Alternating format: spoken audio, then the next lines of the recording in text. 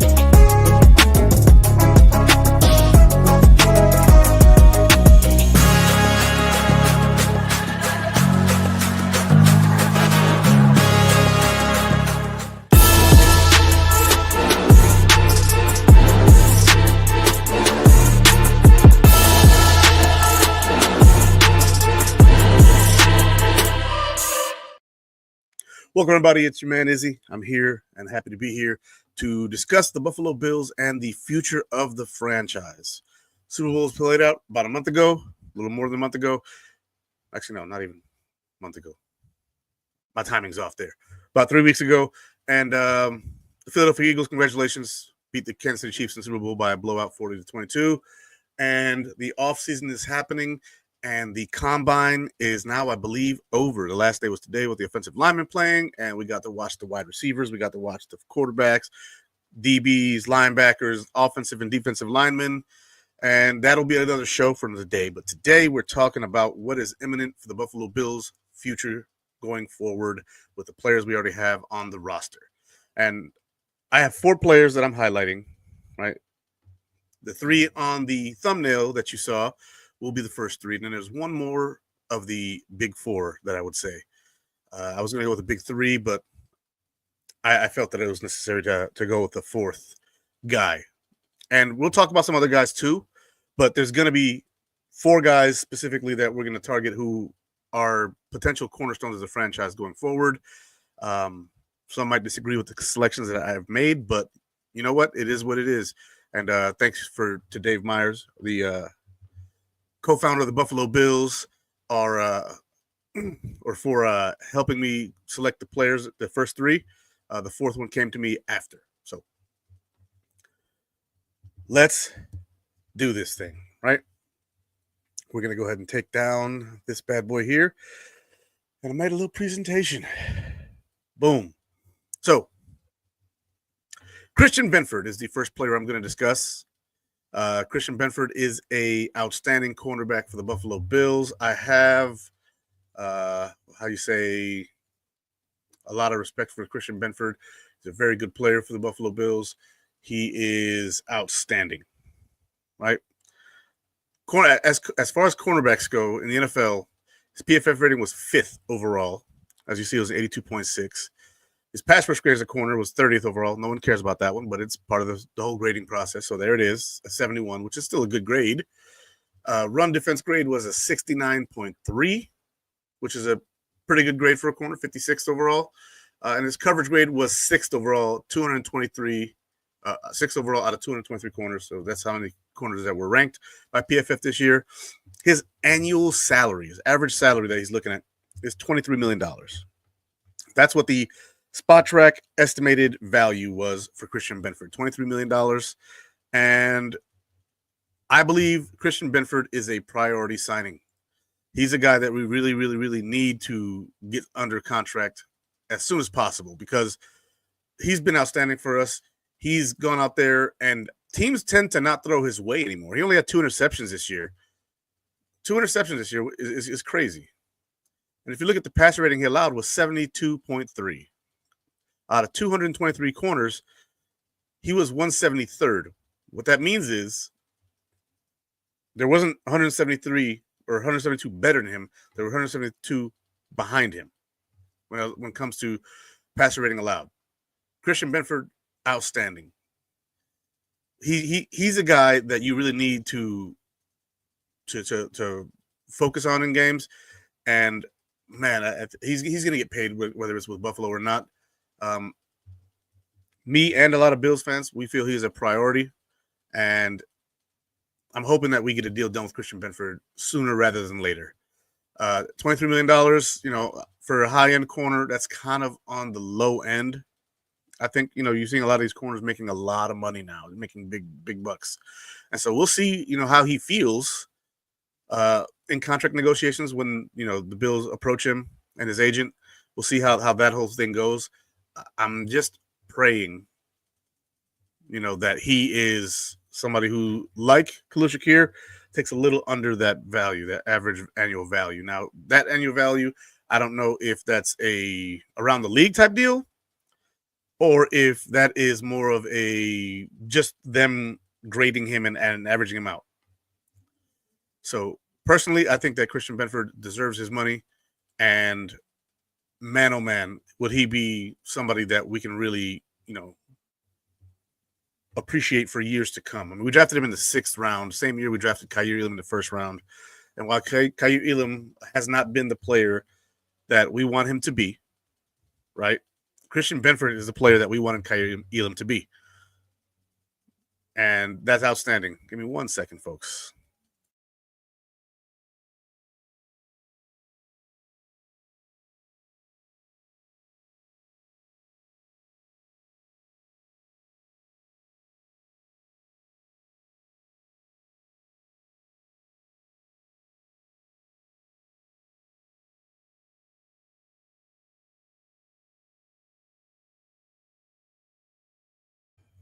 I had DM3's picture there. Sorry, guys. My son was playing music in the shower over here, and copyright. So, no, can't have none of that. But anyways, Christian Benford, outstanding corner, has lived up to what we wanted Kaiir Elam to be. He is the Kirk Cousins type, Kaiir Elam's RG3. And I'm here for it. I like Kaiir Elam's personality. I like his work ethic, but he's just not working out here in Buffalo. Hopefully he goes somewhere else and works out there. That's how I feel about the cornerback position right now. Before the season, I was hoping that Kaiir Elam would see more snaps and we could really gauge him and that he would improve enough to make me feel confident enough to say that it'd be Christian Benford and Kaiir Elam as the future at corner. I have not been convinced of that, so we will see what happens with Kaiir Elam. But I do wish him the best, and I hope that Kaiir Elam finds a place in the NFL because he's a good dude. He's a good dude. You never hear him complain. I'm just hoping that guy does a good job wherever he goes. Next player on my list. Actually, before I do that, I'll go through somebody's comments here. To begin with, we got Sandra King in the house as always. Good evening, Sandra. Welcome back. Doug Augie. What's up, Izzy? Hey, y'all. Hey, how you doing, Doug? Welcome back to the show. Spin is back in the house. Spin, my man. Groot and Benford are the priorities. Okay, so we're here on Benford. We're here on Benford, and so yeah. Let's see. Bernard could be doable if they can stick to Spotrac's market value for him. Okay, yeah, he's on the list. Sandra L. King claps. There you go. See, Kebby says Groot isn't worth 20 mil. Let him play this season out. To me, he gets pushed around too much, and he's on the ground too much. That's just my opinion. Hey, it's cool, Kebby. Do your thing. See, Spin says Groot is worth $20 million with his current play. People get too caught up in sacks. Okay. Says doesn't show up in big games. My boy Robbie. What's up, Robbie? Hello, Izzy. Doug Augie totally agreed. Need to re-sign him. Groot is the best caliber defensive end the Bills will be able to draft, and he is also going to be cheaper than any player of his quality to get in free agency. Probably, yeah. Sandra King says ASAP. You guys are talking a whole lot about Groot, and so yeah. We're going to go to the next player on my list. And that player, these are not necessarily in order of who I think should be signed also. Okay, guys? So don't beat up the messenger. This is not in order of who I think should be re-signed in the order, except Benford. I think he's the first priority in my book. Okay, next player is Terrell Bernard, right? His average annual salary, according to Spotrac, is $6.7 million per year. His PFF grade was down this year, but I do understand that Terrell Bernard was injured a bit this year. He played, how many games did this man play? I don't know, but it's just like his PFF numbers are pretty bad. Coverage grade of 36.8. Even though we see him make splash plays, he it's a it's kind of a hit or miss with him. There's times where I'm expecting him to be able to do his job, and then there's times where he misses the punch, he misses the line, and if he can get his instincts together this year, I'd be more for signing him after next year, right? But we've had Milano for a while. Milano gets hurt quite a bit, right? And I love Milano. He's my favorite player on the defense. Since he's been here in Buffalo, he's been my favorite player on defense for the Bills. And last few years, the pectoral and just ravaged with injuries. He had a pec, he had a bicep injury, he had just so many injuries that I can't even remember all of them. But just that he wasn't on the field, and the Bills defense still played well even without Matt Milano, which I don't like saying these things because I love Matt Milano. He's my favorite player again on the defense, but defense didn't skip a beat. And so I don't want to go through another Milano situation with Terrell Bernard going forward, the guy who's going to be hurt as often as he is. I do like him, but there's just, I don't know if there's enough meat on the bone there to warrant keeping him around unless it's at his, spot track graded level. I mean, he was a 47.6 overall. That's pretty bad grade PFF wise. 53.0 in pass rush grade. He's supposed to be known as a blitzer, and he's done decent work as a blitzer. His run defense grade is 67.2. That's excellent. But I expect that from Dorian Williams at this point in his career. I don't expect that from Terrell Bernard. His coverage grade is at 36.8.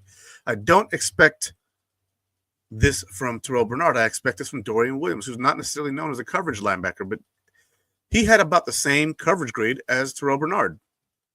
And he's got to develop more in that aspect because we drafted Terrell Bernard for his coverage ability, for his similarity to Matt Milano. And it's not working out that way. And maybe it's the injuries, but again, the best ability is availability. And I need him to show us this year coming up before, I decide to give any money to him. Not that I'm the one who decides that because I'm not the GM, but if I was, that would be my mentality on it, is I need to see something from you. I need to see you out there for 17 games, right? Unless we're, so far ahead at the end of the season, we don't do the last game. We set our starters. Then 16 games, fine. But I need to see him healthy. And I need to see these grades come up. I need to see him not have a passer rating allowed of 99.2. You're supposed to be a coverage linebacker, right? He had a sack on the year. He had 15 missed tackles. They had one forced fumble. We're expecting more from him on this. He took 287 run defense snaps, 54 pass rush snaps, and 409 coverage snaps. This is not what we're expecting from Terrell Bernard, who's supposed to be a guy who can deliver on the field, and we're not getting that. We're not getting what we would be paying for if we paid him big bucks. So Terrell Bernard this year, he played a total of, well, ESPN's not helping. Stats, there we go. Games played in 2024, 13. So he missed 4 games this year. Like, we can't have that.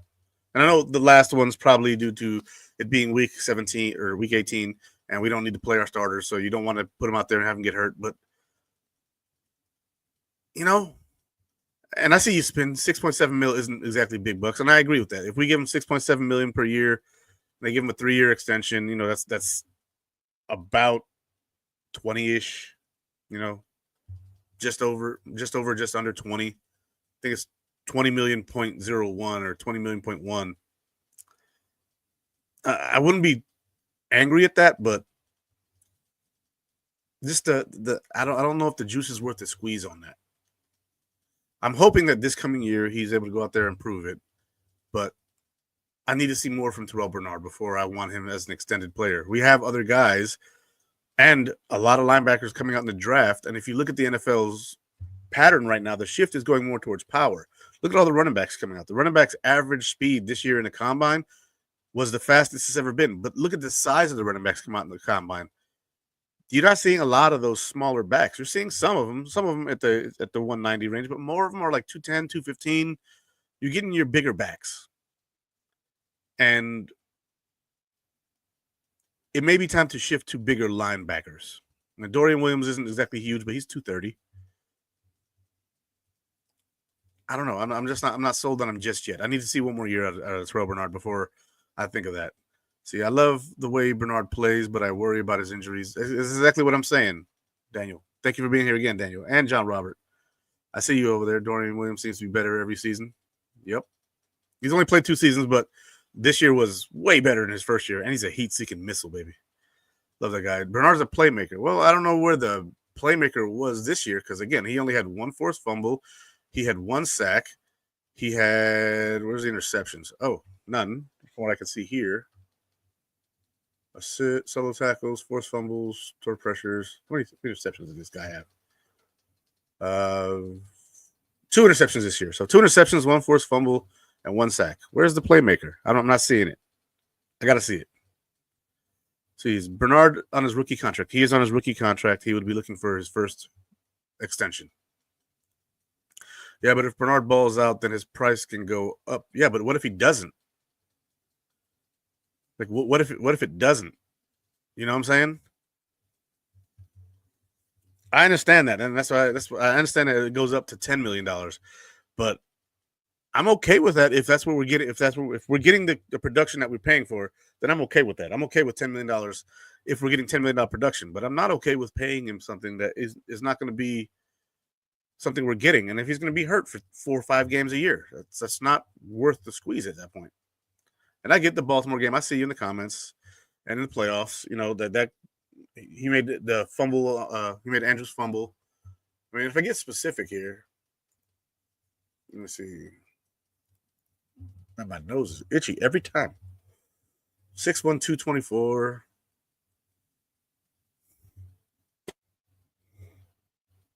I think it's taking a minute to load up, but let's see.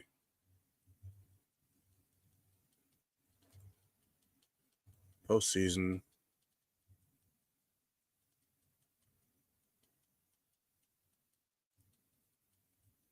All right, here we go. So in the postseason against Denver, coverage grade 59.3 against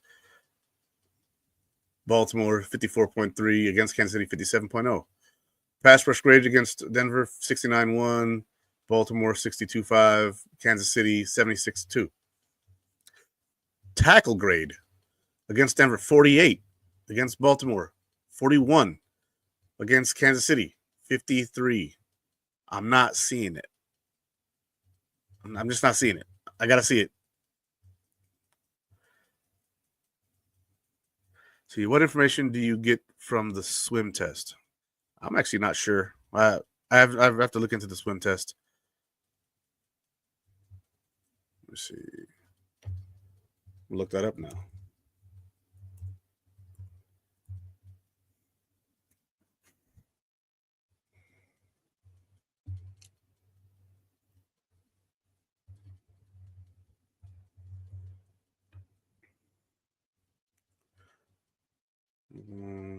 Football,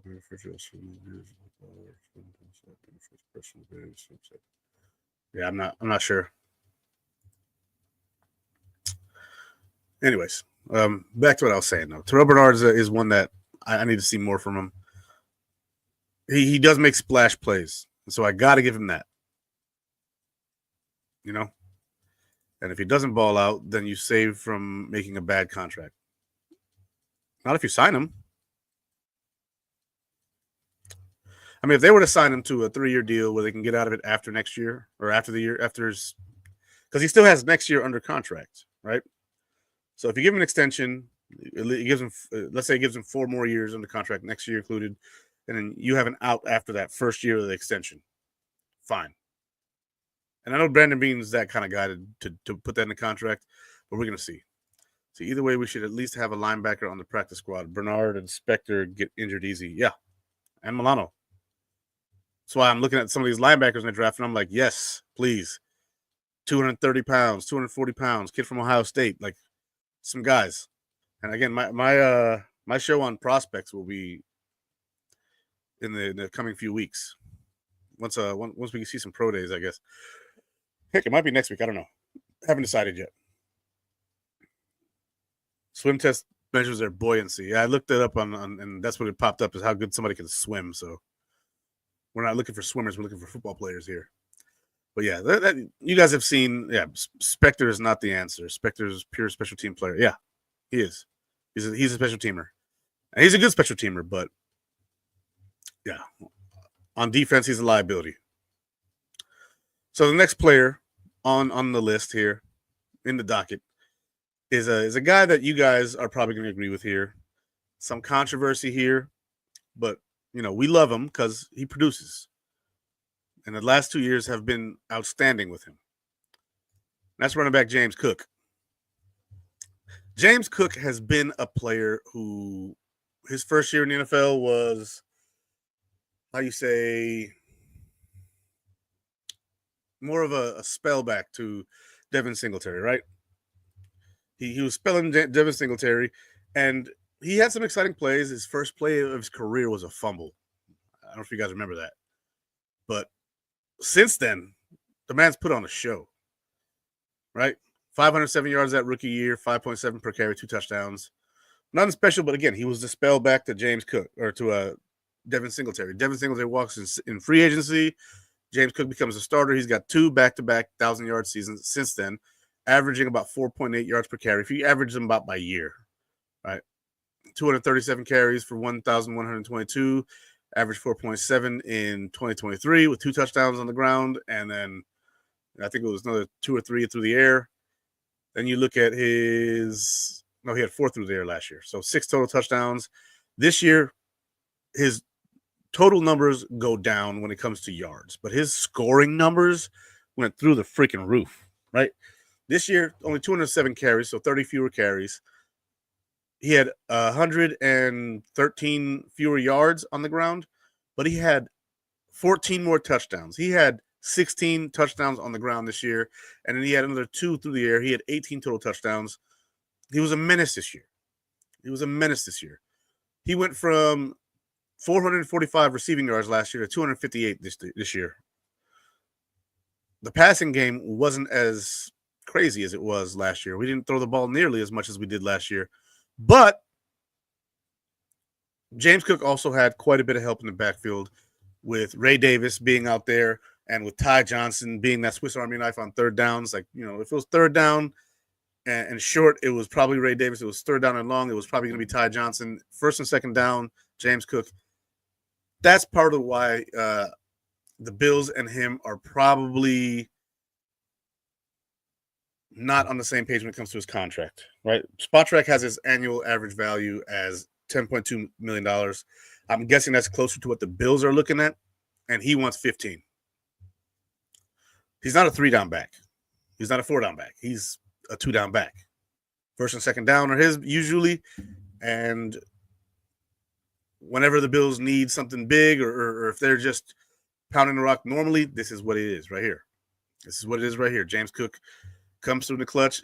His overall grade was an 82.3, right? Receiving grade 62, rushing grade 85.2. Those are excellent grades, right? Those are excellent grades from PFF. His rushing grade was 12th among all running backs, right? And his overall grade was 12th amongst running backs, which is about where we see his stats, kind of put him, yards per carry and touchdowns. He was number 2 or something like that. Let's see. He had 1 fumble on the year, and I believe he recovered it. Rushing touchdowns, he had rushing touchdowns, he had 16. He was first. Tied with Derrick Henry. He was 7th in yards per carry. I mean, the guy was marvelous. Is he $15 million a year marvelous? I don't think so. It's a running back. The Bills usually don't do that. I think I think that you'll see him maybe if we do give him 15 a year, it'll be like a 2 or 3 year extension.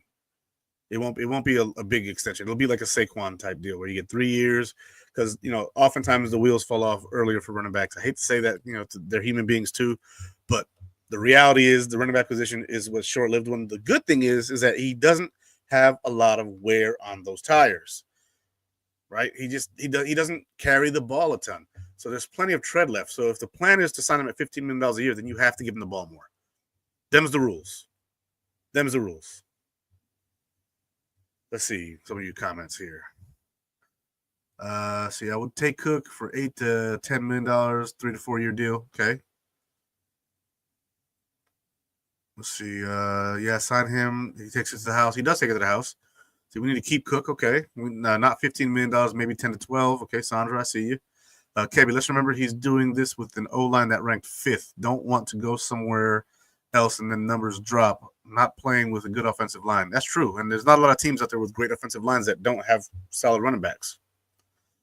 So, yeah, I don't think Bean will sign for 15. Spotrac says he's worth 10.2. Cook can't block. He can't block. That's another thing you can't have him on third downs for, is he can't block. So if it's third down and you're running play action and your running back staying in the block, then you're not going to put him out there. He's not a 3-down back. And so he's a liability blocking for Josh Allen. Let's see. Name a top rusher in the league with a bad O-line. You can't. You can't. Saquon had the best O-line in football this year. He was clearly the best back in football this year. The Ravens, Derrick Henry, he had an excellent O-line there, running wise. They did a lot. They did a very good job run blocking. They weren't so great pass blocking. Maybe some of that is on Lamar because of the way he moves around so much. That also is a benefit to Lamar because he escapes. He's got escapability. See, he wants $15 million. I said, let him go for that. Okay. If they can't work it out, hey, I see him. I can see us trading him, getting something back for him. There's a lot of running backs in this draft class. We just drafted Ray Davis. I wouldn't mind seeing that. I see you, John Robert, right here. Good running backs in this class. Yeah, it's a great running back class. It's the fastest running back class in history since they've been recording that.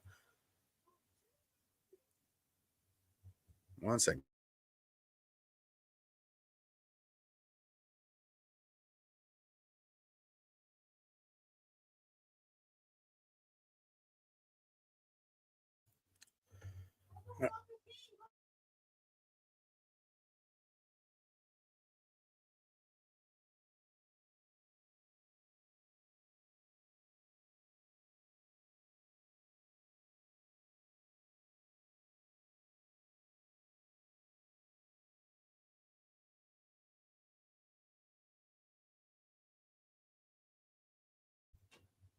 All right. See, okay, well, if Cook really wanted 15, then he would have said 20 million. That's probably right, Spin. That's a good point because oftentimes you want to drop a number as your starting point, and then you work towards each other from there, right? We'll see. See, come in the middle, he didn't have a heavy workload in college. He also didn't have a heavy workload in the NFL. I mean, if you look at his NFL stats, his rookie year rushing, he had 89 carries, 237 carries, 207 carries. Like, he's got 533 total carries in the NFL. If you are to re-sign him, he has to see the field more. The problem is he can't block. That's the only issue there. It's the only issue with James Cook is that he cannot block. And also, the show is brought to you by Monster Energy. Just so you know. Boom. There's the ticker. Get some stuff out of my way here. And, yeah. I mean, James Cook is a very good running back. He's electric, but he's a niche player. He is a specific type of guy. He's only doing this specific thing, that's running the ball and catching the ball. He's not blocking, and that's kind of the issue there, I think. Cook's brother said pay him $20 million. Of course his brother's going to say that. Look, if my brother doesn't tell you to pay me more, that brother sucks, okay? He's being a good brother. So I don't blame his brother. His brother doesn't care about the bills. His brother cares about him, right? And that's his brother's job. His big brother, like, he wants his little brother taken care of. He wants his little brother to be financially secure. That's the responsibility there. So I don't blame his brother. RJ Harvey would be we're still at running back in this year's draft sleeper. Maybe, I don't know. I'm not doing my draft show yet. I might do a mock after this though, because we're kind of blowing through these guys. But yeah, James Cook, I would love to see him back. I would love to see him get re-signed for a decent amount. If it's 10.2 or 11, I'd be okay. I wouldn't be upset at that. But my point is, I'm not James Cook's brother, and so my best interest is the franchise. What's best for the franchise? And James Cook is an excellent back, but there's other backs out there, and backs are replaceable. I hate to say that, but they are. Now, the last player that I made a graphic for, because I didn't think about making graphics until late, that's my bad, is the obvious one. And that's Greg Rousseau. Greg Rousseau, defensive end. We drafted him out of Miami, 4 years ago? This was his fourth season. His grades on PFF are wonderful. He grades out very well. Out of 211 edge rushers, his overall grade's 12th. Right? His pressures are 10th. He's 10th in pressures in the NFL. So he doesn't do a bad job of getting around linemen. The problem with Greg Rousseau is that he doesn't consistently get to the quarterback. We had that same issue with Jerry Hughes, right? He had that one big season when we had him and Mario Williams and Marcel Darius and Kyle Williams, and that defensive line was stout. It was the drought, but it was a stout defensive line. We had one of the better defensive lines in football during the drought. Again, Mario Williams, freaking Jerry Hughes, Kyle Williams, and freaking Marcel Darius. That defensive line was crazy. Greg Rousseau's got Ed Oliver next to him. Daquan Jones is a shell of his former self. And on the other side, it was Epinesa and Vaughn. Epinesa is a good depth end. That's what he is. Epinesa is a good depth end, and that's all he's going to be. We tried to start Epinesa this year. It didn't go well. Smoot started, and he's good. He's very good at stopping the run, off and down on first down. What is it going to be? It's usually going to be a run. A lot of teams like to run first. Then, on cleanup duty, Epinesa goes in there and he gets his 6 sacks a year. That's what he is. That's what he's going to be. Greg Rousseau, solid pass rusher, good in run defense. Now, his grades here, pass rush grade 81.9, and his run defense grade 67.0, do not reflect what the eye test reflects, right? He's got an excellent pass rush grade, 13th overall in the NFL. His run defense grade is 60th. However, with 9 sacks this year, and 10 assists, tackles, 34 solo tackles, and 3 forced fumbles, which was third in the NFL amongst defensive ends. So I don't know how his run stopping grade wasn't higher, unless it was on sacks. But the man plays well. I think he needs some help. He's a very good defensive end. He's sound in technique. I just don't know if he has the attitude, that dog in him, as they say. I don't know if he has that. Like, even look at the picture, look at his eyes. He looks like a nice guy just going out there trying to do his job. I want, pardon my French, I want an asshole out there trying to take your head off. Not James Harrison level, but give me something more than what you're doing, Groot. Von Miller said he's feeding you, gasoline and gunpowder. I need some of that gasoline and gunpowder. I need some of that explosion. I need some of that to manifest in some sort of anger. But he's a damn good player. He's a damn good player. There are people in Bills Mafia, or my fellow Mafia members, and a lot of them are like, go get Josh Sweat. And I don't agree with that, right? Because if I pull up Josh Sweat, his numbers are very, very similar to Greg Rousseau's. Josh Sweat had an excellent season, right? But he played with a defensive line that was very much comparable to that of the Bills when we had Mario Williams and Jerry Hughes, right? Jerry Hughes, excellent pass rusher, but he had support. He had people on that team to compensate and to eat blocks. So he was free running. Josh Sweat, overall PFF grade, 75.7. Pass rush grade, 71.3. That's 28th and 38th. Run defense grade, 69.3, 48th. Grades-wise, he's not close to Greg Rousseau. Sacks, he had one less sack. Greg Rousseau's defensive line mates were not near as good as Milton Williams and as Jordan Davis and Brandon Graham. And who's the other guy? There's another big guy there. There's another big fat just wrecker of a dude on that D line because they run a 3-4. So he's a linebacker technically coming off the edge. He had 27 tackles, 7 assisted tackles, 8 sacks, 0 forced fumble. Greg Rousseau had 3 to 0. People were telling me that go get this guy. I'm like, no. I'm not a fan of Josh Sweat on the Bills unless we get a nice big fat one tech defensive tackle. Then if I'm getting 8 and 8 on both sides with someone like Epinesa coming in and bringing me 7 and someone like Vaughn, even if it's not Vaughn, getting me another 6, I'm good with that, right? Because we rotate a lot. But no, people, I'm not going to sit here and be told that Josh Sweat is better than Groot. He's not. He's just not. And that to me is a slap in the face to Greg Rousseau. It's a slap in the face to him. And the thing is, Greg Rousseau seems to be doing it as a nice guy. He's the nice guy. Let's see what some of these comments are saying here. See, Greg needs to get a signature move. He does need to get a signature move. If you look at a lot of the great defensive ends, Dwight Freeney, James Harrison, Michael Strahan, Bruce Smith, Reggie White, like all those guys had a move that you couldn't stop, and you might know it was coming, but it didn't matter. Terrell Suggs, like those types of dudes had signature moves. Greg needs to, like, he's overall technically sound, but now it's time to find your thing. Find your thing that you do. Spin move, swim move, club move, something.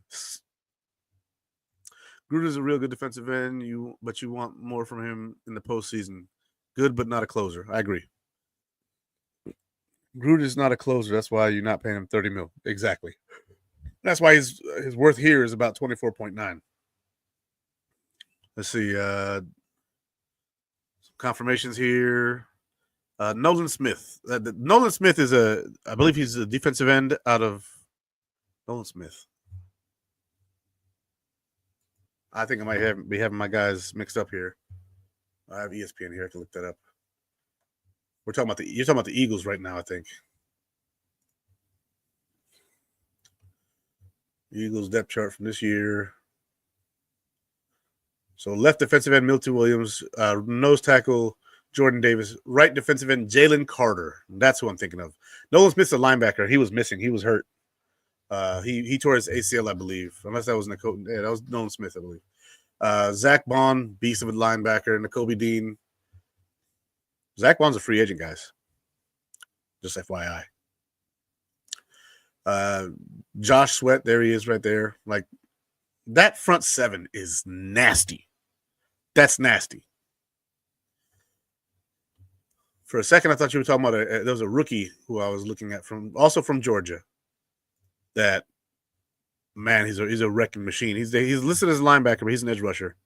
And my draft show, he's going to be someone I talk about on there. See, honestly, we have to stop being afraid to draft players that stole from the candy store and take a chance like Philly does. Constantly, these nice guys, shit ain't working no more. You have to have the occasional a-hole on the team. You have to. You gotta. Nice guys are fine. You gotta have some of them too, right? Because they keep the a-holes in check. But you have to have some a-holes who are like, nah, man, to hell with that. I'm gonna go take his head off, and that's just the way it has to be. So I like Greg, but yes, a signature move. Boom. Spot-Track's value on Groot is probably about right. I'd say so. It's probably about right. And I don't know if the Bills are going to want to give that to him. See, oh, wait. Did Jets get him? No. You're thinking of Hassan Reddick. They got Nolan Smith. All right, so those are the 4 guys that I wanted to highlight. Right, guys? So some other guys that we can extend who we didn't necessarily draft, but are extension worthy, in my opinion, and are players that you can get plenty out of, for the foreseeable future. And I'm gonna take this down here. Boop. And we're gonna remove from the studio, and I'm gonna put myself with the border back here. The next guy who I think is worthy of an extension is Connor McGovern. Right, he's got 1 year left on his deal. He played a year for us at guard. Then we move on from Mitch Morse, and Connor McGovern comes in, and we don't miss a beat. Connor McGovern was ranked 12th PFF wise when it comes to centers. 18th pass block grade, 17th run block grade. He's just a solid, consistent player. Connor McGovern is a guy who he's a team guy. He's someone you can count on. He didn't allow a single sack this year, right? He played 959 total snaps on offense. He committed 3 penalties. Like, you can't complain about a player like that.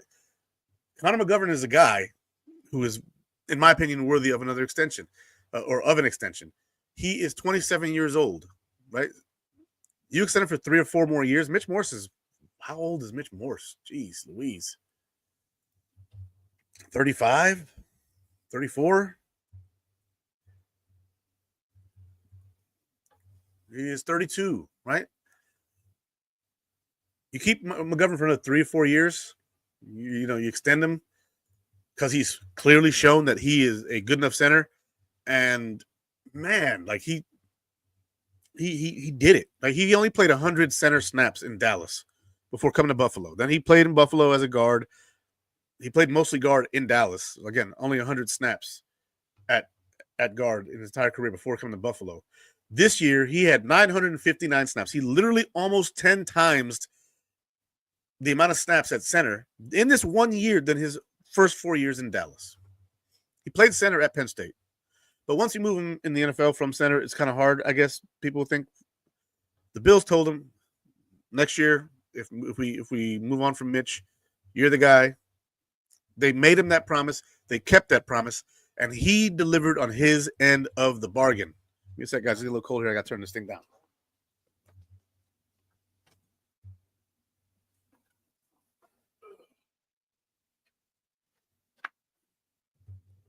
Oh, there we go. Get your merch. Get your merch. Got to pump the merch. Let's go. Mitch Morse not Mitch Morse. Connor McGovern is a guy who they gave him a chance, and he's absolutely worthy of getting an extension.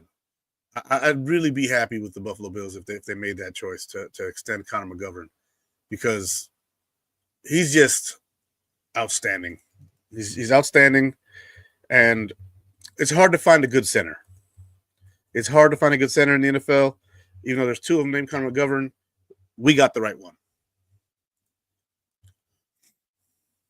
And his market value, $7.7 million. That's totally doable.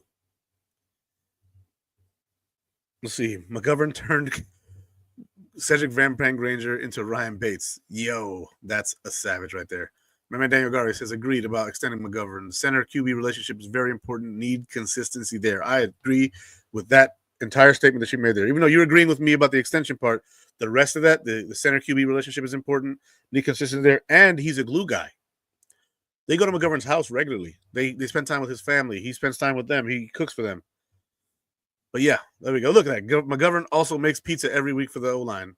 He does it for the team, apparently. Like they'll have the O-line there, the quarterback, and probably some of the, probably the weapons, probably the offense. It's probably an offense thing, or maybe both lines. I don't know, but I know I've seen people bragging, or not bragging, but happy that we're going to Connor's house, so he's making us pizza this weekend.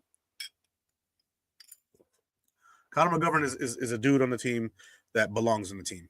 He's part of the culture. He brings positivity, and he protects his quarterback. So that being said, I'm all for extending Connor McGovern. Again, it's $7.7 million per year. You give him a 4 or 5. He's 27 now, so you give him a 5-year deal. You put an out in that deal after 3 years, and you have your center for the foreseeable future and for most of the prime of Josh's career.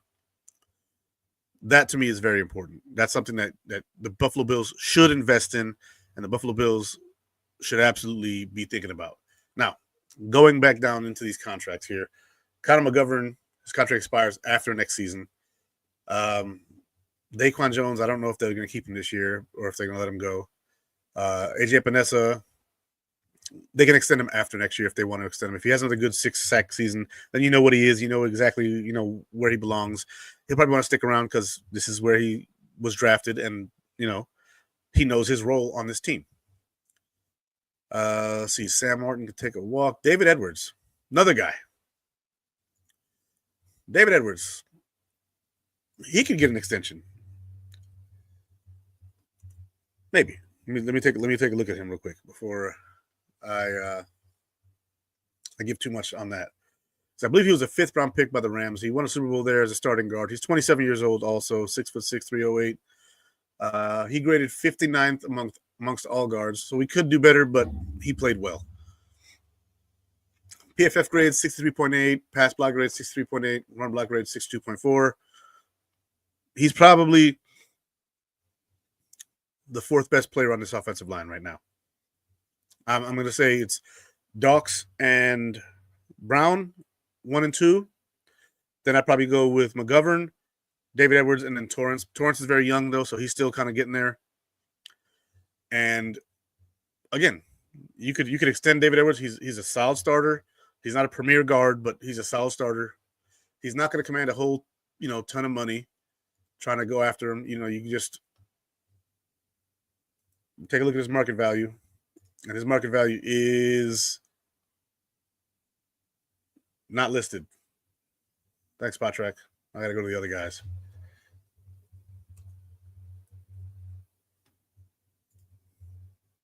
Over the cap. There we go.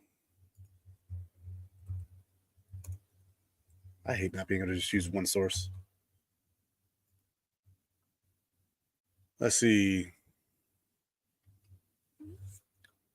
$8 million is what they're saying that he's worth. I don't know if I agree with that number, but yeah. If he comes in right around the $5 or $6 million mark per year, this year he's making $4.9 million. Right? That's his cap hit. Wouldn't be mad if they re-signed Spencer or David Edwards as well. He's, again, solid player. And yeah.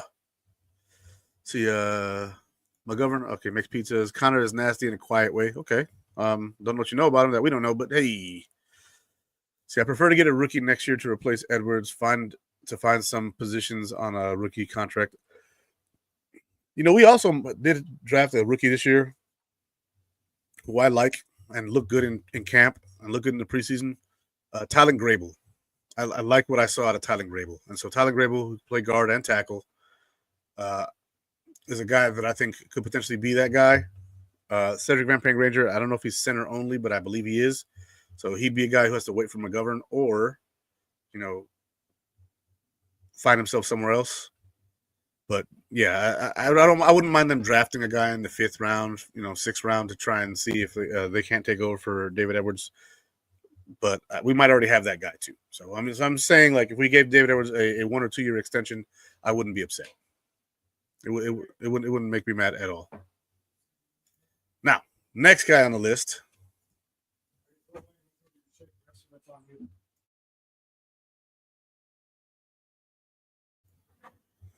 All right. Mitch Trubisky is a free agent after next year. He can, re-sign or walk. Not really that big a deal on him. Cam Lewis probably going to see another 1 year extension after next year, 2 years extension. He's a depth player. There's not a lot of guys outside of that. Alec Anderson, maybe Ryan Vandermark. See, yeah, that's it really.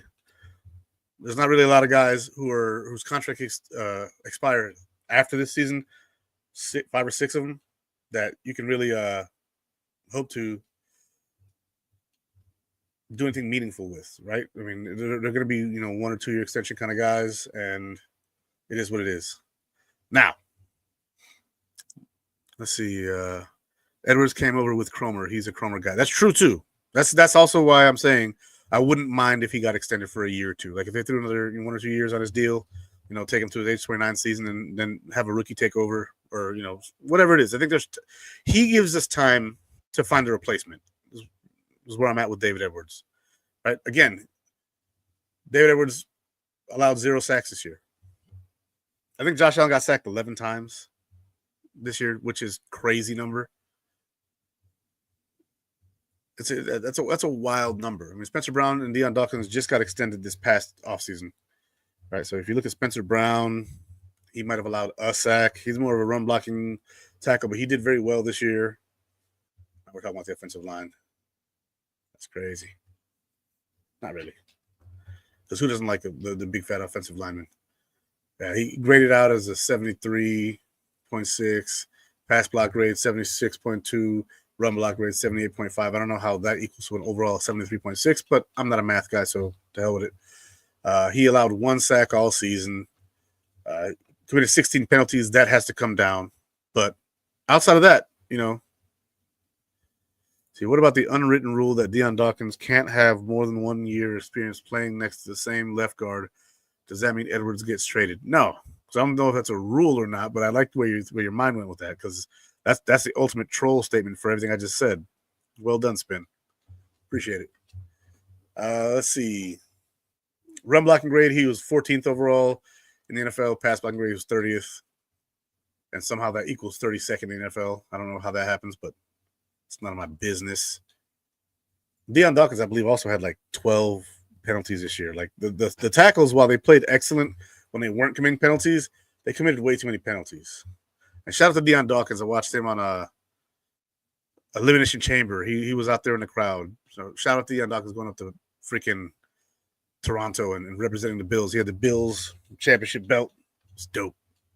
Love seeing it. Deion Dawkins allowed 3 sacks this year. He had 13 penalties. Pass block grade was 16th in the NFL. I don't know how, if he had 3 sacks allowed. Spencer Brown's 1. And then his run blocking grade was 45th. I don't get that. And his overall grade was 72.9. PFF's grading system is awkward, but I get it. Let's see. The unwritten rule equals the Wyatt Teller rule. Oh, my God. Please stop. Don't do that. Not right now. See, to be fair, how many ghost flags for holding did Dawkins get called? That's true, too. There was a lot of nonsensical flags that were called on him and Spencer Brown. There was quite a few. And there were some flags that didn't get called. Like the refereeing this year was pretty trash. And I hate that a lot of the success of a team has to be determined by how good the refs are, right? It's pretty god-awful. Glad they got it right in the Super Bowl for the most part. That was probably one of the better ref Super Bowls I've seen in the last few years, but in the regular season, they were awful. And in some of them playoff games, but I digress. O'Cyrus Torrence is the last offensive lineman I'll talk about, obviously, because he's the last one. Cyrus Torrence. I know his grades were not great. Again, second-year player, overall grade 54.9, pass block grade 62.2, run block grade 52.3. He allowed 0 sacks. So I'm guessing a bunch of Josh Allen sacks, because he got sacked 11 times. We have Dawkins allowed 3, Brown allowed 1, McGovern allowed 0. Our guards and center allowed 0 sacks this year. Like, how crazy is that? Our entire interior offensive line did not allow a sack this year. So I'm guessing whenever a backup had to come in or something like that happened, that's when Josh was getting sacked. That's crazy. It's pretty wild. All right. Oh, let me take that off. All right. Well, free rushers. Free rushers. Okay, so like a nickel coming off the edge or a corner blitz or safety blitz. Okay, yeah. Appreciate that spin. Because an offensive lineman is not responsible for a free rusher. Okay. See, Torrance is eligible for an extension and is not eligible for an extension until after year 3. Is always crucial for a young player. Yeah. And his pass blocking has been good, so got no complaints there. His rookie year grades were significantly down. He still allowed 0 sacks in his rookie year, but his pass block grade was a 49.2. His overall grade was 56.0. Run blocking 59.6. So he's significantly improved his pass blocking, apparently, according to PFF standard, which I guess, rookie year was most likely Mitch Morse having his back and helping him out. And this year was McGovern. I don't want to say that McGovern's a better center than Mitch Morse, but he's definitely better at run blocking. So we'll see what happens.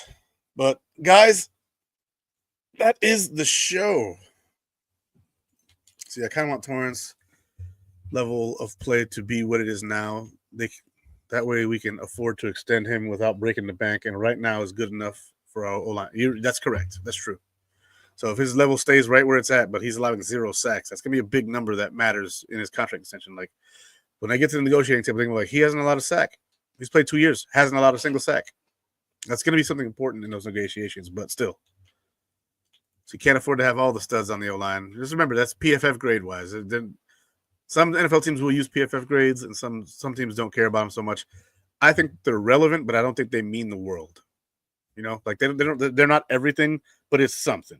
Because the PFF grade is designed to rate you on what you can control. Like how good were you at your job specifically, and were your mistakes something that cost your team to that level? Like to the point where it was a detriment. And Osiris Torrance's mistakes haven't, but he hasn't allowed a single sack.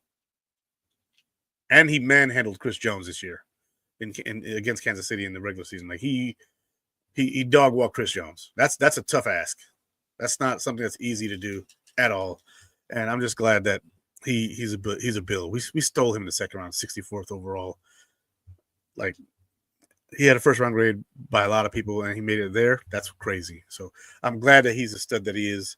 I'm glad he's on our O-line. I'm glad that the interior of our offensive line is solidified for at least the next year. I say go ahead and re-sign Connor McGovern, and if they see fit to re-sign David Edwards, do it. I'm okay with it. But guys, that is my show. God bless all of you.